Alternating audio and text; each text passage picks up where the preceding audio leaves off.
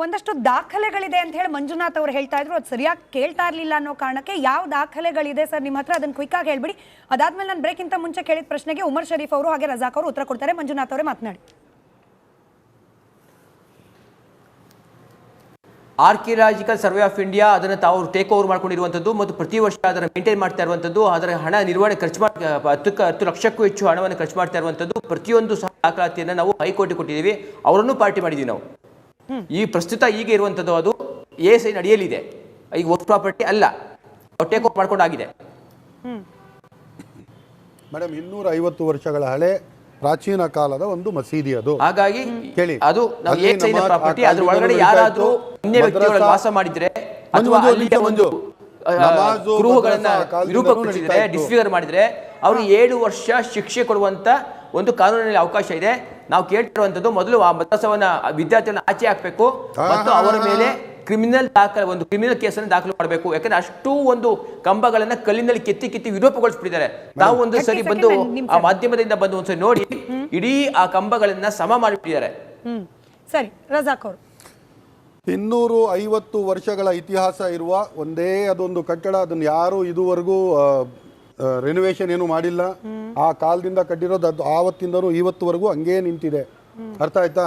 1951 ನಾವು ಬರೀ ಒಂದು ಮಸೀದಿಗೋಸ್ಕರ ಆಕ್ಟ್ ಅಂತದಲ್ಲ ಅದು. ಇಡೀ ದೇಶದಲ್ಲಿ ಯಾವ ಹಿಸ್ಟಾರಿಕ್ ಮಾನ್ಯುಮೆಂಟ್ಸ್ ಇದೆ, ಯಾವ್ದು ಐತಿಹಾಸಿಕ ಒಂದು ಹಿಸ್ಟ್ರಿ ಇದೆ ಅದ್ರ ಹಿಂದೆ, ಅದನ್ನ ದೇಶ ಒಂದು ಆಕ್ಟ್ ಅಂದು ಎಲ್ಲವನ್ನ ತನ್ನ ಇದರಲ್ಲಿ ತಗೊಳ್ತು. ಆದ್ರೆ ಆ ಕಾಲಕ್ಕಿಂತ ಹಿಂದೆಯಿಂದನೂ ಆ ಜಾಗವನ್ನ ನೋಡ್ಕೊಂಡು ಹೋಗ್ತಿದ್ದು ನಮ್ಮವರೇ ನಾವೇ.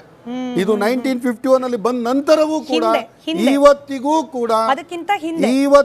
ಕೂಡ ಅದರ ಮ್ಯಾನೇಜ್ಮೆಂಟ್, ಅದರ ಮೇಂಟೆನೆನ್ಸ್ ನಾವೇ ಮಾಡ್ಕೊಂಡು ಹೋಗ್ತಾ ಇದೀವಿ. ನೋಡಿ, ಇವಾಗ ಪ್ರಶ್ನೆ ಬಂದಿದೆ. Ancient monuments and archaeological sites and remains act 1958. ಅದ್ರ ಪ್ರಕಾರ ಏನಂದ್ರೆ ಅಲ್ಲಿ ವರ್ಷಿಪ್ ಮಾಡಕ್ಕೆ ತಡೆ ಇದೆ, ಪರ್ಮಿಷನ್ ಇಲ್ಲ. ಬಟ್ ಅಲ್ಲಿ ಕೂಡ ಒಂದು ಎಕ್ಸೆಪ್ಷನ್ ಇದೆ. ನಿಮಗೆ ನಾನು ಆ ಕಾನೂನು ಕೂಡ ನಿಮ್ಮ ಮುಂದೆ ಇಡ್ತೀನಿ. ಸೆಕ್ಷನ್ 20 ಕ್ಲಾಸ್ 2ನಲ್ಲಿ, ಸೆಕ್ಷನ್ 22ನಲ್ಲಿ it allows act such as prayers, rituals or ceremonies only if prior written permission is obtained from the Archaeological Survey of India. ನಾನು ಸಿಕ್ಕಿದೆಯಾ ಇಲ್ವಾ ಅನ್ನೋದು ಪ್ರಶ್ನೆ. ನಾನು ಮುಗಿಸ್ಬಿಡ್ತೀನಿ.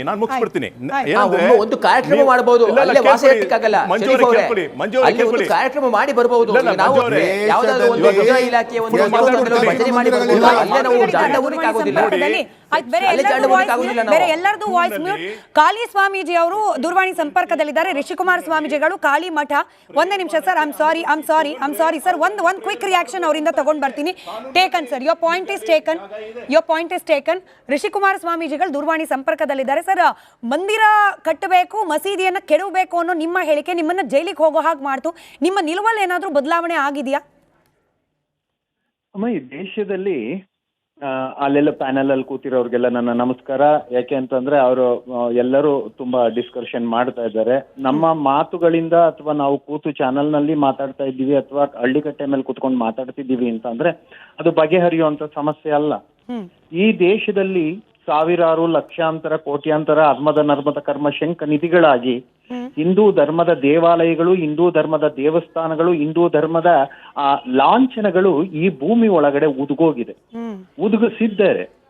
ಆ ಉದುಗಿರೋದನ್ನ ಎಕ್ಕಿ ಒಂದೊಂದೇ ತೆಗಿತಕ್ಕಂತ ಕೆಲಸಗಳು ನಡೀತಾ ಇದೆ, ಸಾಗ್ತಾ ಇದೆ. ನಾವು ದುಬೈನಲ್ಲಿ ಹೋಗಿ ಶಿವಲಿಂಗನ ಊತಿರ್ಲಿಲ್ಲ.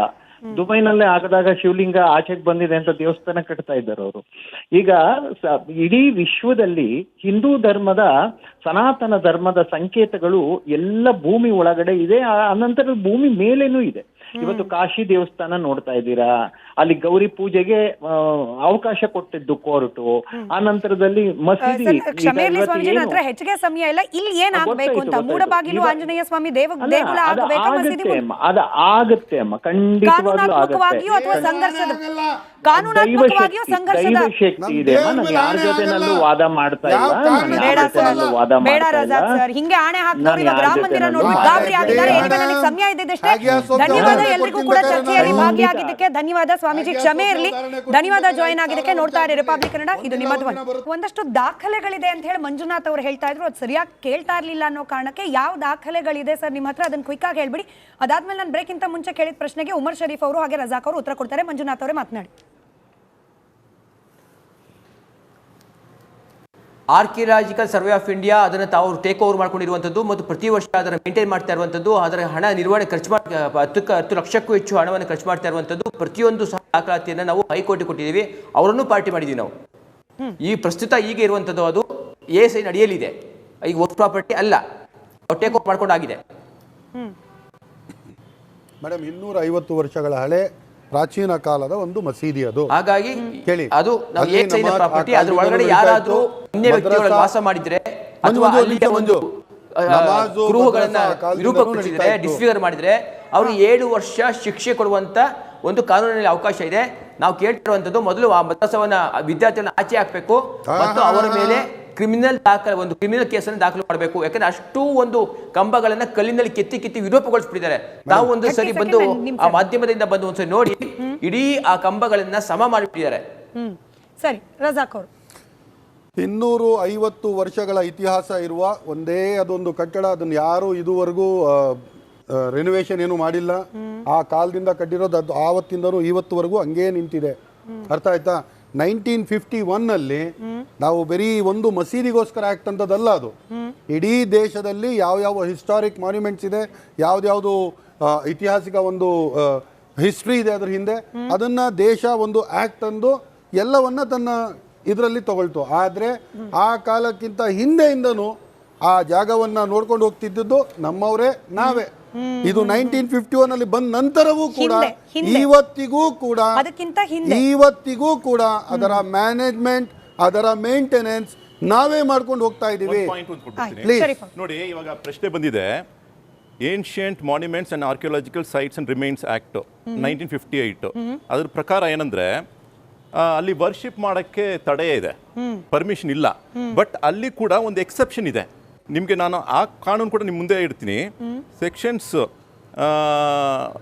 20 ಕ್ಲಾಸ್ 2ನಲ್ಲಿ, ಸೆಕ್ಷನ್ 22ನಲ್ಲಿ, it allows act such as prayers, rituals or ceremonies only if prior written permission is obtained from the Archaeological Survey of India. ಇವಾಗ ನಾನು ಮಾತಾಡಿ ಮುಗಿಸ್ಬಿಡ್ತೀನಿ. ಸಿಕ್ಕಿದೆಯಾ ಇಲ್ವಾ ಅನ್ನೋದು ಪ್ರಶ್ನೆ. ನಾನು ಮುಗಿಸ್ಬಿಡ್ತೀನಿ.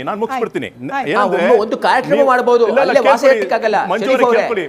ಒಂದು ಕಾರ್ಯಕ್ರಮ ಮಾಡಿ ಬರಬಹುದು. ನಾವು ಯಾವುದಾದ್ರೂ ಒಂದು ಗೃಹ ಇಲಾಖೆ ಒಂದು ಭಜನೆ ಮಾಡಿ ಬರಬಹುದು, ಅಲ್ಲೇ ನಾವು ಜಾಂಡ ಊರಿಗೆ ಆಗೋದಿಲ್ಲ.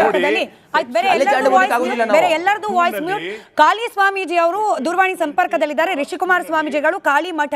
ಒಂದೇ ನಿಮಿಷ sir, I am sorry sir, ಒಂದು ಕ್ವಿಕ್ ರಿಯಾಕ್ಷನ್ ಅವರಿಂದ ತಗೊಂಡ್ ಬರ್ತೀನಿ. Taken sir, your point is taken. Rishikumar ಸ್ವಾಮೀಜಿಗಳು ದೂರವಾಣಿ ಸಂಪರ್ಕದಲ್ಲಿದ್ದಾರೆ. ಸರ್, ಮಂದಿರ ಕಟ್ಟಬೇಕು, ಮಸೀದಿಯನ್ನ ಕೆಡವಬೇಕು ಅನ್ನೋ ನಿಮ್ಮ ಹೇಳಿಕೆ ನಿಮ್ಮನ್ನ ಜೈಲಿಗೆ ಹೋಗೋ ಹಾಗೆ ಮಾಡ್ತು. ನಿಮ್ಮ ನಿಲುವಲ್ಲಿ ಏನಾದ್ರೂ ಬದಲಾವಣೆ ಆಗಿದೆಯಾ? ಅಮ್ಮ, ಈ ದೇಶದಲ್ಲಿ ಅಲ್ಲೆಲ್ಲ ಪ್ಯಾನಲ್ ಅಲ್ಲಿ ಕೂತಿರೋರ್ಗೆಲ್ಲ ನನ್ನ ನಮಸ್ಕಾರ. ಯಾಕೆ ಅಂತಂದ್ರೆ ಅವರು ಎಲ್ಲರೂ ತುಂಬಾ ಡಿಸ್ಕಷನ್ ಮಾಡ್ತಾ ಇದ್ದಾರೆ. ನಮ್ಮ ಮಾತುಗಳಿಂದ ಅಥವಾ ನಾವು ಕೂತು ಚಾನಲ್ ನಲ್ಲಿ ಮಾತಾಡ್ತಾ ಇದ್ದೀವಿ ಅಥವಾ ಹಳ್ಳಿಕಟ್ಟೆ ಮೇಲೆ ಕೂತ್ಕೊಂಡು ಮಾತಾಡ್ತಿದ್ದೀವಿ ಅಂತ ಅಂದ್ರೆ ಅದು ಬಗೆಹರಿಯುವಂತ ಸಮಸ್ಯೆ ಅಲ್ಲ. ಈ ದೇಶದಲ್ಲಿ ಸಾವಿರಾರು, ಲಕ್ಷಾಂತರ, ಕೋಟ್ಯಾಂತರ ನರ್ಮದ ಕರ್ಮ ಶಂಕ ನಿಧಿಗಳಾಗಿ ಹಿಂದೂ ಧರ್ಮದ ದೇವಾಲಯಗಳು, ಹಿಂದೂ ಧರ್ಮದ ದೇವಸ್ಥಾನಗಳು, ಹಿಂದೂ ಧರ್ಮದ ಲಾಂಛನಗಳು ಈ ಭೂಮಿ ಒಳಗಡೆ ಉದುಗಿಸಿದ್ದಾರೆ. ಆ ಉದುಗಿರೋದನ್ನ ಎಕ್ಕಿ ಒಂದೊಂದೇ ತೆಗಿತಕ್ಕಂಥ ಕೆಲಸಗಳು ನಡೀತಾ ಇದೆ, ಸಾಗ್ತಾ ಇದೆ. ನಾವು ದುಬೈನಲ್ಲಿ ಹೋಗಿ ಶಿವಲಿಂಗನ ಊತಿರ್ಲಿಲ್ಲ. ದುಬೈನಲ್ಲೇ ಆಗದಾಗ ಶಿವಲಿಂಗ ಆಚೆಗೆ ಬಂದಿದೆ ಅಂತ ದೇವಸ್ಥಾನ ಕಟ್ತಾ ಇದ್ದಾರೆ ಅವರು. ಈಗ ಇಡೀ ವಿಶ್ವದಲ್ಲಿ ಹಿಂದೂ ಧರ್ಮದ, ಸನಾತನ ಧರ್ಮದ ಸಂಕೇತಗಳು ಎಲ್ಲ ಭೂಮಿ ಒಳಗಡೆ ಇದೆ. ಅನಂತರ ಭೂಮಿ ಮೇಲೇನೂ ಇದೆ. ಇವತ್ತು ಕಾಶಿ ದೇವಸ್ಥಾನ ನೋಡ್ತಾ ಇದ್ದೀರಾ, ಅಲ್ಲಿ ಗೌರಿ ಪೂಜೆಗೆ ಅವಕಾಶ ಕೊಟ್ಟಿದ್ದು ಕೋರ್ಟು. ಆ ನಂತರದಲ್ಲಿ ಮಸೀದಿ. ಹೆಚ್ಚಿಗೆ ಸಮಯ ಇಲ್ಲ, ಇಲ್ಲಿ ಏನಾಗಬೇಕು ಅಂತ ಮೂಡಬಾಗಿಲು ಆಂಜನೇಯ ಸ್ವಾಮಿ ದೇಗುಲ ಅದು ಆಗುತ್ತೆ ಅಮ್ಮ, ಖಂಡಿತವಾಗ್ಲೂ ಕಾನೂನಾತ್ಮಕವಾಗಿಯೂ ಸಂಘರ್ಷದ ಶಕ್ತಿ ಇದೆ. ನಾನು ಯಾರ ಜೊತೆನಲ್ಲೂ ವಾದ ಮಾಡ್ತಾ ಇಲ್ಲ. ಬೇಡ ರಜಾಕ್ ಸರ್, ಹಿಂಗೆ ಆಣೆ ಹಾಕ್ತಾರೆ. ಇವಾಗ ರಾಮ ಮಂದಿರ ನೋಡ್ಬಿಟ್ಟು ಗಾಬರಿ ಆಗಿದ್ದಾರೆ. ನನಗೆ ಸಮಯ ಇದ್ದಿದ್ದಷ್ಟೇ. ಧನ್ಯವಾದ ಎಲ್ರಿಗೂ ಕೂಡ ಚರ್ಚೆಯಲ್ಲಿ ಭಾಗಿಯಾಗಿದ್ದಕ್ಕೆ. ಧನ್ಯವಾದ ಸ್ವಾಮೀಜಿ, ಕ್ಷಮೆ ಇರಲಿ. ಧನ್ಯವಾದ ಜಾಯಿನ್ ಆಗಿದ್ದಕ್ಕೆ. ನೋಡ್ತಾ ಇರಿ ರಿಪಬ್ಲಿಕ್ ಕನ್ನಡ, ಇದು ನಿಮ್ಮ ಧ್ವನಿ.